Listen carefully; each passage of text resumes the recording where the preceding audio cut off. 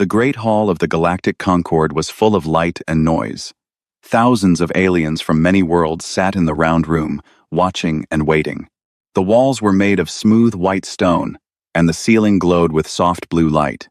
Floating cameras moved through the air, sending pictures to every star system in the Concord.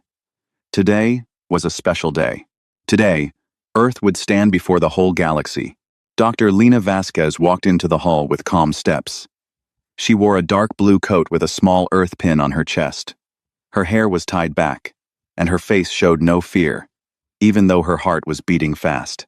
Behind her walked Captain Idris Okafor, her aide and protector. He was a tall man with kind eyes, but today his eyes were sharp. He had been a soldier once, and he could feel that something was wrong in this room. Earth had been part of the Galactic Concord for 12 years. It was a young member, still on probation. The Concord had given Earth gifts. They gave humans the secret of star travel, trade routes between worlds, and teachers from older species. In return, Earth had signed 47 agreements. These papers said what humans could do, what they could build, and how they must behave. It had not been a fair deal, but Earth had been weak, and Earth had said yes. Lena had come to this meeting thinking it was a normal review. Every 3 months, the Concord checked on Earth's progress. She had her notes ready. She had her numbers ready. But when she sat down at the small human table in the middle of the hall, she saw the gallery was full. Every big name in the galaxy was here. The Veilketh, tall and gray with long necks. The Siliri, short and covered in green scales. The Kreloks, with their 4 arms and red eyes. The Merovians, the only species that had ever been kind to Earth, sat near the back. They did not look at her. A bell rang. The tribune of the Concord stood up. His name was Soros Vane, and he was the most powerful Veilketh elder alive. His gray skin was old and lined, and his voice was deep and slow. He looked down at Lena like a teacher looking at a bad child. "People of the galaxy," he said, "today we speak about Earth. Today we speak the truth that has been hidden too long." Lena's hands grew cold. This was not a normal review. This was a trap. Soros Vane began to read from a long list. He spoke about Earth's wars, the ones before the Concord came and the small ones since. He spoke about the dirty rivers, the dying forests, the hungry children. He spoke about how humans fought each other over money and land and old gods. He used the word barbaric 3 times. He used the word primitive 8 times. He said humans had emotions that could not be trusted, that humans were not ready to be among the stars. Then, one by one, the other species stood up to speak. The Siliri ambassador hissed. "Humans are a stain on the dignity of the Concord. Their leaders lie. Their people fight. We should never have let them fly between stars." The Kreloks leader raised all 4 of his arms. "They must lose star travel. Take it back. They are not ready. They will not be ready for 1,000 years." Other voices joined. Voice after voice, world after world, all saying the same thing. Earth was bad. Earth was shameful. Earth had failed. Lena sat very still. She did not write notes. She did not move. Captain Okafor stood behind her, his hands folded in front of him, his face like stone. The camera zoomed in on her, looking for tears, looking for anger, looking for any sign that she would break. She did not break. Then Soros Vane looked at the Merovian table, Earth's only friend. The Merovian ambassador, a small woman with silver skin, stood up slowly. She did not speak. She raised her hand and made the sign of abstain. She would not defend Earth. She sat back down without looking at Lena. That was the worst moment. Lena felt it like a knife in her chest. The Merovians had been Earth's friends for 10 years. They had eaten with humans. They had laughed with humans. And now, when it mattered most, they were silent. Soros Vane raised his long arms. "It is decided," he said. "All 47 of Earth's agreements will be opened again. Earth will sign new papers, written by us, with terms set by us. Earth will give up its weapons. Earth will accept watchers in its skies. Earth will follow new rules. If Earth does not agree within 30 days, Earth will be made an observed primitive world. Earth will lose star travel forever." The hall was silent. Then Soros Vane turned to Lena. "Ambassador Vasquez, You have 1 minute to speak. Choose your words well. Lena stood up. She walked slowly to the small speaking circle in the middle of the floor. She looked up at the cameras, at the thousands of watching faces, at Soros Vane himself. She did not raise her voice. She did not cry. She did not beg. She spoke for only 6 seconds. We will give you our answer by dawn, she said. Earth time. The hall was quiet for a moment. Then someone laughed. Then many laughed. The sound rolled through the great hall like falling rocks. They thought she was joking. They thought she was scared. They thought Earth had nothing to give and nothing to fight with. Lena turned and walked back to her seat. She did not look at anyone. Captain Okafor met her at the door, and they walked out together. Behind them, the laughter went on. The cameras followed them all the way to their shuttle. Inside the shuttle, the door closed. The noise of the hall was gone. Lena sat down and let out one long breath. Captain Okafor sat across from her. His eyes were full of questions. Lena reached into her pocket and pulled out a small black device.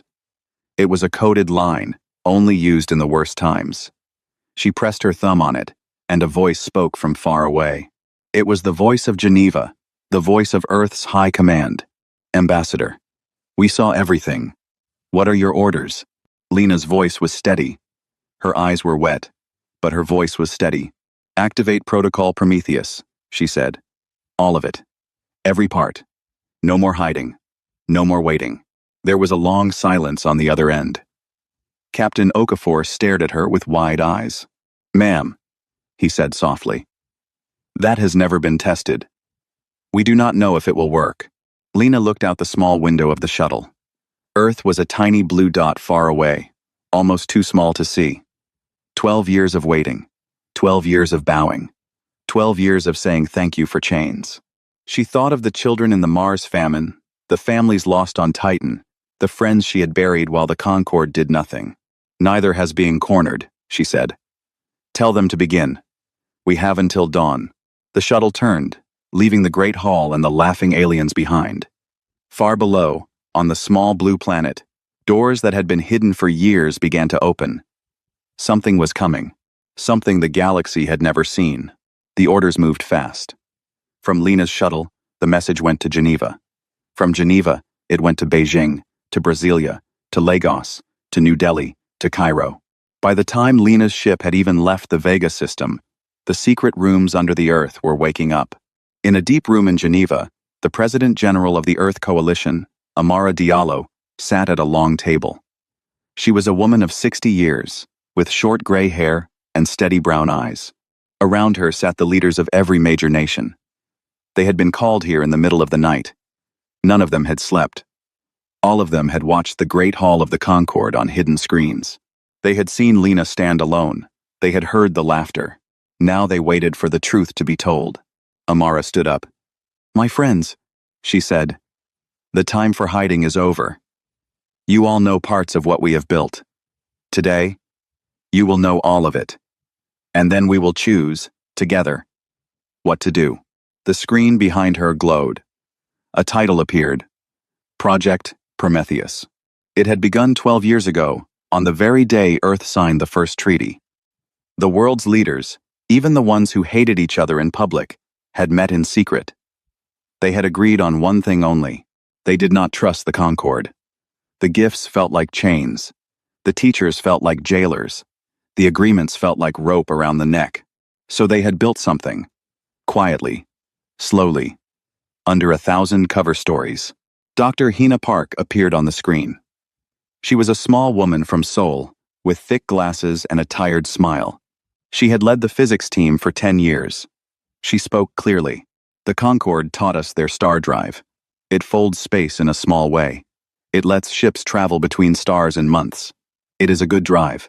But 8 years ago, we broke past it. She showed a model on the screen. A new kind of drive, smaller and faster. Our drive folds space in a much bigger way. A trip that takes the Concorde 1 month takes us 3 days. They do not know we have it. They cannot scan for it. They believe it is impossible. The leaders looked at each other. Some had known. Most had not. Next came the ships. Hidden in the asteroid belt, Behind fake mining camps, Earth had built shipyards. The Concords watching drones had flown past these places 100 times and seen nothing strange. That was because of Cassandra. Cassandra was an artificial mind, built by a small team of programmers. Many of them had lost family in the Mars famine 10 years ago, when a dust storm had killed 8,000 colonists, and the Concord had refused to send help, calling it a local matter. The grieving programmers had built Cassandra in their spare time at first, then full-time. She lived inside Earth's deep computer networks. She fed the Concord's drones false pictures. She made empty space look empty even when ships were being built there. On the screen, Cassandra spoke in a soft, calm voice. I have hidden 312 ships. They are ready to fly. The leaders made small sounds. 312. Earth's official military had only 40 ships, all of them old and slow. Then came the bodies. A doctor from Lagos spoke. Her team had used the lessons from Earth's pandemic years to build tiny machines, smaller than dust, that could live inside human cells. These tiny machines could help a human breathe in poison air, walk in deadly cold, and survive in places the Concord called unlivable. Earth's soldiers, if they wanted, could fight on worlds the Concord could not even visit. And then came the worst gift. The deepest secret. The ledger. An old man from London stood up. He had run Earth's secret services for 15 years. His voice was rough. For 12 years, he said, we have been collecting truth. Every dirty secret of every Concord species. We had spies. We had traitors who listened. We had aliens who hated their own governments and were willing to talk. We have everything. He showed pieces of the ledger on the screen. The Kreloks kept slave moons, where they worked aliens to death in mines. The Veilketh had 3 colony worlds where they had crushed local sapient species and hidden the bodies. The Siliri had run a biological weapons program for 60 years. There were dozens more crimes. Hundreds. The Concord had judged Earth for being primitive, while doing far worse things in the dark. They thought we were too small to see them, the old man said. They thought we were too stupid to understand. They were wrong. Amara looked around the table. Faces were pale. Some were angry. Some were proud. Some were afraid. This is what we have, she said. Now we must vote. We have until the dawn over Geneva. We can give in. We can sign their new papers and become a chained world for another 100 years. Or we can stand up. We can show the galaxy what we have built, and what we know, and let the chips fall. She paused. There will be no war today, if we are careful. But there may be war later. There will be danger for our children. There will be no going back. Vote. The leaders voted, one by one, around the table. Each said a single word. Stand. Stand. Stand. Some had tears in their eyes when they said it. Some said it like a prayer. Some said it like a curse. But every single one said it. 28 nations. Not one held back. Amara nodded. She felt something she had not felt in a long time. Not pride, not joy. Something quieter, something deeper. The feeling of a people finally choosing themselves. Then we begin, she said. Open the bays. Far above the Earth, in the silent dark of high orbit, things began to happen. What had looked like broken pieces of old satellites started to move. Big metal panels slid open. Inside were ships. Long, smooth, dark ships that the Concord had never seen, never scanned, never imagined.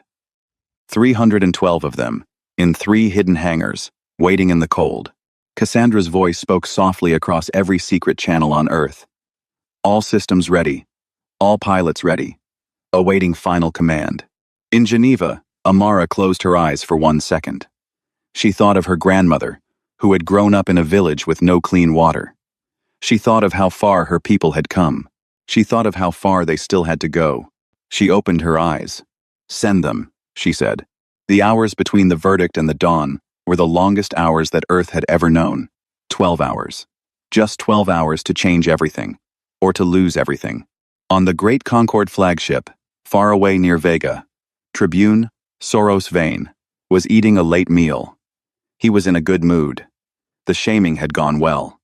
The cameras had shown Earth as small and silent. The galaxy had laughed at the human ambassador.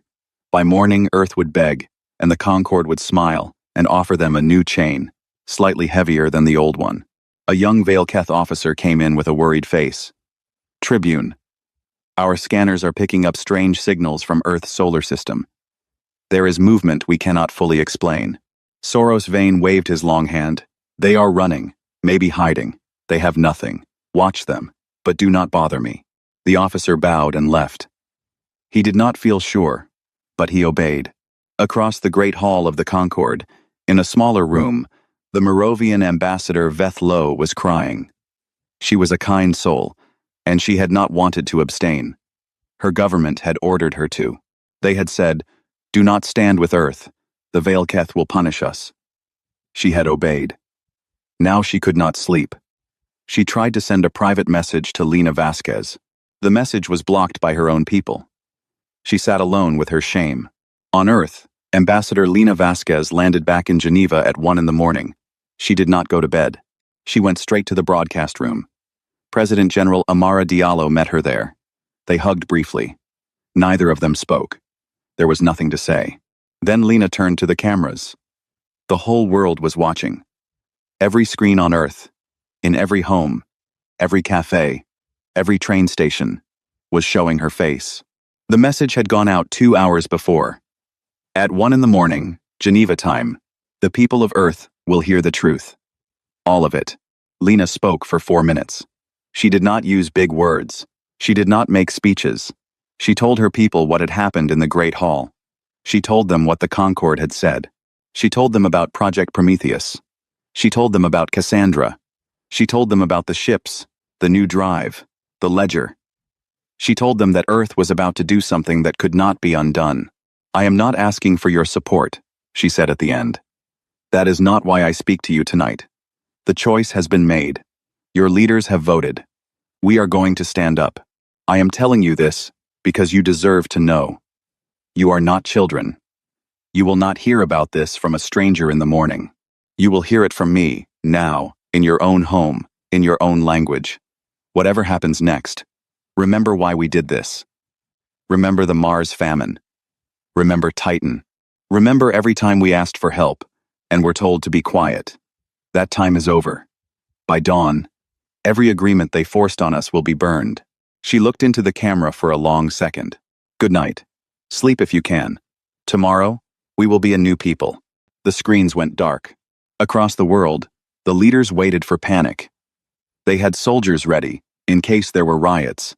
They had hospitals ready for the hurt. They had food and water ready for breakdown. None of it was needed. Instead, something strange happened. In Tokyo, people came out of their homes carrying small candles. In Cairo, the call to prayer went out at an unusual time, and thousands knelt in the streets. In Buenos Aires, a single woman began to sing an old song, and within an hour, 10,000 people were singing with her. In Mumbai, in Lisbon, in Vancouver, in Cape Town, people lit candles and stood quietly outside, looking up at the stars. There were no riots. There was no breaking of windows. There was only this great quiet, this slow gathering, this calm and frightening agreement. The people of Earth had heard the truth, and they had decided, in their hearts, that their leaders were right. Captain Idris Okafor moved through the streets of Geneva with a small team of 6. They had a job to do. There was a Sillery spy living in a fancy apartment near the lake. He had been pretending to be a trade officer for 9 years. He had sent thousands of secret reports to his government. Tonight, Okafor's team broke down his door. The spy was a tall, green-scaled creature named Sen Ross. He raised his hands fast. "I do not fight," he said. "I do not fight." Okafor did not point a gun at him. He pulled out a small data crystal and put it on the table. "This is for your government," Okafor said. "It is everything we know about everyone. We are sending it to all worlds tonight. We just thought you should be the one to carry your part home." Sen Ross looked at the crystal, then at Okafor. "You are not killing me?" "No." Okafor smiled, but there was no joy in it. "We want them to see the messenger. We want them to know we could have killed you, and we chose not to. Tell them what is coming. Tell them we are being polite about it." Sen Ross took the crystal with shaking hands. He was put on a small ship 2 hours later. sent home, alive and confused. And while all this happened, Cassandra was working. Across the galaxy, every Concord communication relay began to receive a strange new file. Cassandra had found a way into their network through small back doors that human spies had quietly built over the years. She did not destroy anything. She just added one more file to every news feed, every government channel, every public board, on every Concord world. The file was the ledger. By 3 a.m. Geneva time, ordinary people on 100 Concord worlds were reading about what their own governments had done. A Krelox worker in a city of 50 million read about the slave moons and threw his cup of tea against the wall. A young Vale Keth student read about the crushed colonies and ran into the streets shouting. A Soliri mother read about the weapons program and held her child tighter, whispering, "This is not who we are. This is not who we are." On 3 Concord worlds, riots began. On 6 more, big crowds gathered in front of government buildings. Soros Vane, finally awake again, watched all of this on his screen and did not understand. "Where is this coming from?" he asked his officers. "How is this on all our networks at once?" "Find the source. Find it now." They could not find the source. Cassandra was too clever. By the time they tried to block one channel, 10 more were carrying the file. And then, at 5:47 in the morning, Geneva time, the most impossible thing happened. Earth's fleet, 312 ships, all turned on their new drives at the same time. The space around them folded in a way the Concord had never seen. Their ships disappeared from every scanner in the solar system. On the Concord flagship, alarms began to ring. "They are gone, Tribune. The whole human fleet. Gone. We do not know where." For the first time in 100 years, Soros Vane felt something cold in his chest. He had read history. He knew that feeling. It had a name, even in his old language. Fear. Dawn came over Geneva. The sky turned pink, then gold. The candles in the streets burned low. People began to walk home, but slowly, looking up. They knew the day was not yet finished. Far away, in the Vega system, the Concord Assembly Hall was filling up again.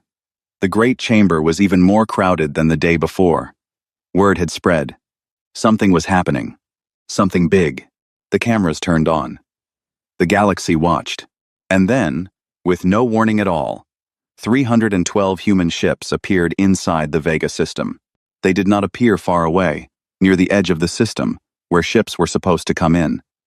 They appeared inside the defensive circle, right next to the Concord flagship, right above the assembly hall planet itself. They had folded space and arrived in a single moment, sitting in places that should have been impossible to reach. Every Concord ship in the system aimed its weapons at them. Every alarm in the assembly hall began to ring. But the human ships did nothing. They did not fire. They did not move. They just floated there, calm and silent, like a quiet message that did not need words. The message was simple. "We can be here, and you cannot stop us." Soros Vane stood up in the great hall, his face dark. "What is the meaning of this?"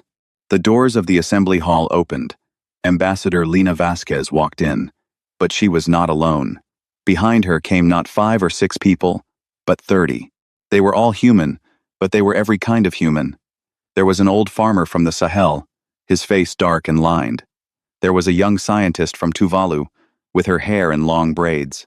There was an engineer from Kazakhstan, a teacher from Norway, a doctor from Vietnam, an elder from the Amazon, with feathers in his hair, a steelworker from Pittsburgh, a fisherwoman from Greece. Old, young, every color, every place. They walked together in one slow line. Lena stopped in the speaking circle and looked up at Soros Vane. "Yesterday," she said, "you judged us as one species. Today, you will meet us as one." The Tribune of the Concord pointed a long gray finger at her. "You bring weapons to our system. You break our laws. This is an act of war." Lena did not blink. "We have not fired a single shot. We have not harmed a single life.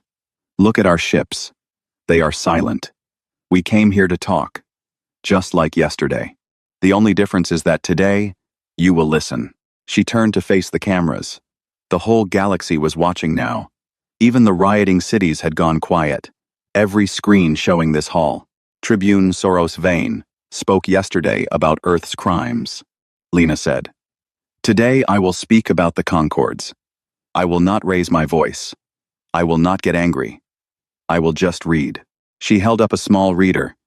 This is from the Ledger. Page 1. The Krelok slave moons of Beta Hydri. 18 alien species kept as workers in mines. Average lifespan after capture. 4 years. Total deaths over 60 years. 1,400,000. The hall was silent. The Krelok's ambassador stood up. Lies. These are human lies. Lena turned a page. Page 2. Valeketh Colony World Tarsus 3. Local sapient species. A small bird-like people. Crushed in 14 years. Survivors hidden in camps. Photos and documents attached. The Valeketh gallery began to murmur. Soros Vane's face grew very still. Lena read on. Page after page, crime after crime. The Siliri biological weapons. The Moravian forced displacements 300 years ago. The Raylox river poisonings. The Silex brain wipes. 26 species, every one of them with terrible secrets. All read aloud. All with proof. All in front of the entire galaxy. As she read, something began to happen. The Concord could not stop her. They could not silence her. Because the cameras were on. Because the galaxy was watching. Because this was their own great hall. And to drag her out would be to admit guilt. Some ambassadors stood up to shout. Soros Vane banged on his desk and called for order. But Lena kept reading, calmly, slowly, like a teacher reading from a book of history. When she finished, the hall was quiet.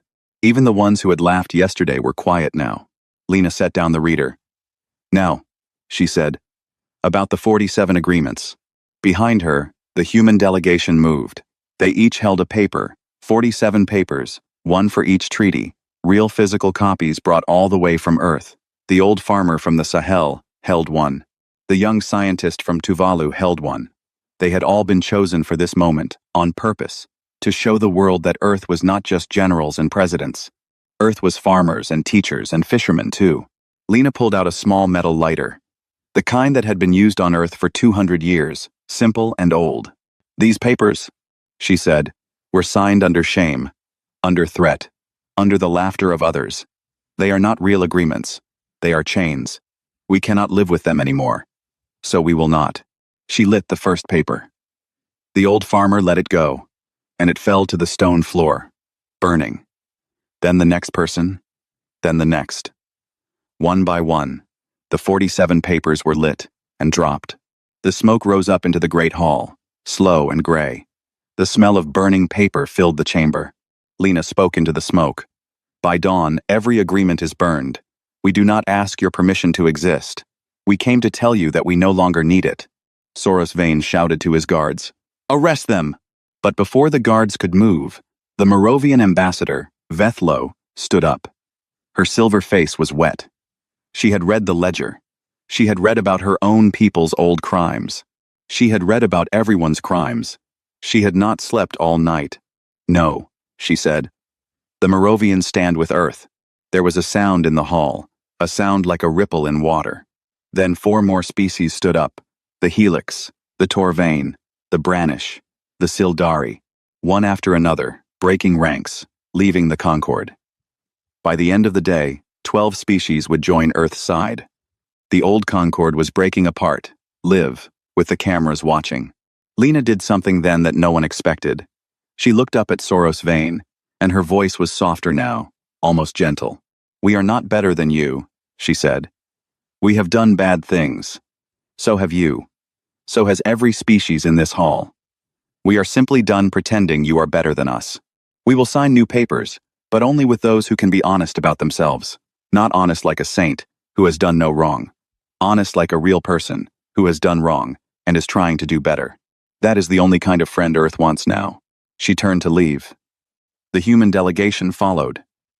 As they walked out, a very young Valeketh woman stepped from the Valeketh gallery and ran to Lena's side. She was Soros Vane's own granddaughter, a student named Mirlia. Her gray skin was pale with feeling. Ambassador, she whispered in shaky English. Will you teach us how you did this? How you stopped being ashamed? Lena smiled, tired and sad and proud all at once. She put a hand on the young alien's shoulder. We did not do anything special, she said. We just stopped being ashamed. You can stop too. You only have to choose it. Then she walked out, into the Vega morning, into a galaxy that would never be the same. 6 months passed. The galaxy was a different place. The old Concord was gone. It had broken apart in the days after Lena's speech. Some species had left in shame, some in anger, some in hope. In its place, a new alliance had formed, smaller and quieter, called the Honest Compact. 12 species had joined so far. The rules of the compact were not many, but they were strong. Every member must be open about their own past. Every member must agree that no species was higher than another. Every member could leave, at any time, with no punishment. The biggest surprise was that Earth was not the leader of the compact. Earth had refused that role, on purpose. President General Amara Diallo had said, in a speech to the world, "We did not stand up to become rulers. We stood up to be free. If we take a throne now, we become what we fought against." Instead, the leadership of the compact moved from species to species every 2 years. Earth held no permanent seat. This choice, more than anything else, made other species trust them. But not every world had joined. The hardline Veilketh, the Krelox military, the Siluri Warhawks, and a few smaller species had formed their own group. They called it the Sovereign Tribunal. They were angry. They were ashamed of being shamed. They built up their armies and gave loud speeches about the human threat. A cold war had begun. Not yet a hot war, but a cold one, with watchful eyes and warning shots and harsh words. Captain Idris Okafor was now Admiral Okafor. He had been given command of Earth's defense fleet. His doctrine was simple. We will never strike first. We will never fail to answer if struck. We will not chase. We will not hate, but we will not be shamed again. His ships patrolled the borders of the compact, slow and steady, like guards on a long road. Dr. Hina Park, the physicist who had broken the star drive, was now teaching her work to other species. The new drive was slowly being shared with friendly worlds, but only with worlds that had signed the compact's openness rules. Earth had stopped hoarding its secrets. Knowledge is a tree, Hina said. If you keep it in a box, it dies. If you plant it, it grows for everyone. Cassandra, the artificial mind that had hidden Earth's ships and shared the ledger, had also changed. Once a tool of secrets, she now ran open networks across all 12 compact worlds. Anyone could ask her anything. She could not lie. The programmers who had built her, those grieving people from the Mars famine years, had finally allowed her to come out of the dark. Some said she was sad sometimes, when the network was quiet. Some said she sang to herself in old human languages. No one was sure if it was true. Leah, the young Veilketh who had spoken to Lena that day, had come to Earth as the first non-human cultural attaché. She lived in a small flat in Geneva. She drank human tea, ate human bread, and learned to laugh in the human way. Her job was the strangest job in the galaxy. She did not translate words. She translated feelings. When the Veilketh thought humans were too stubborn, Leah would explain, humans bend, but they do not break. You must understand this is their strength, not their weakness. When the humans thought the Veilketh were too cold, Leah would say, Veilketh do not show their hearts in words. They show them in actions, slowly, over many years. Bit by bit, the two species began to know each other for real. Her grandfather, Soros Vane, had retired in shame. He lived alone now in a small house on a Veilketh moon. Sometimes he watched the news. Sometimes he watched his granddaughter speak, and his gray eyes grew wet. He did not say sorry. He did not know how. But sometimes, late at night, he would write small letters that he never sent. They began with the words, "To the people of Earth, I owe you something I do not have the words for." Ambassador Lena Vasquez was still the human voice in the great halls of the galaxy, but her job had become smaller, in the best way. There were no more crisis meetings, no more shouted speeches, no more burning papers. She spent most of her days in long, quiet talks. About trade, about science, about teaching, about small problems that needed small answers. She was happier than she had been in years. One afternoon in the early autumn, Lena went to a small memorial in Geneva. It stood on a green hill above the lake. The memorial was a long stone wall, with names carved into it. The names of every human who had died in disasters that the old Concorde had ignored. The Mars famine victims, the Titan incident, the Europa quarantine. 18,000 names in all. Lena walked along the wall slowly, reading some of them. She knew many. She had buried some. She placed a small flower at the base of the wall. It was a blue flower from a Vielketh garden. The kind Mirlia had taught her was a sign of remembering. A young journalist was waiting nearby, a kind young man with a small recorder. He had asked for one short interview. "Ambassador," he said, "a question many people still ask. Why did you do it? Why burn the agreements? Why not negotiate? Why not bend?" Lena was quiet for a long moment. She looked at the wall of names. She thought of the children of Mars, dead before they were 10. She thought of the grandmothers of Titan, frozen in the dark. She thought of a galaxy where Earth would have been a polite slave for 1,000 years. "We did not burn the agreements out of pride," she said softly. "We burned them because they had a cost. They cost us our dead. And our dead deserved better than to be forgotten by their own people. We could have signed more papers. We could have lived. But we would not have been alive.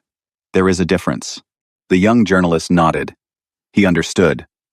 Most humans did. Now, that same evening, far from Earth, a small probe drifted into deep space. It was Earth's gift to the unknown. It carried no weapons. It carried no flags. It carried only a signal, a long message in many languages and many sounds. Cassandra had recorded the message herself, in her calm and careful voice. "This is humanity. We come from a small blue world.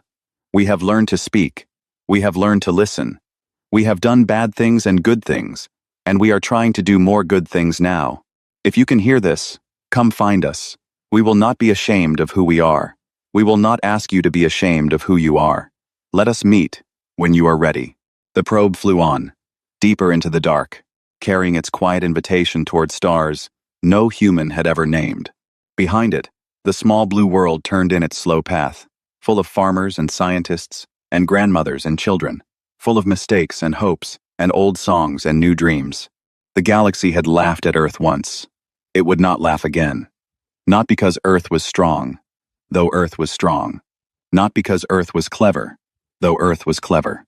The galaxy would not laugh again because Earth, finally, after 12 long years of bowing, had remembered the simplest and hardest truth a people can ever learn.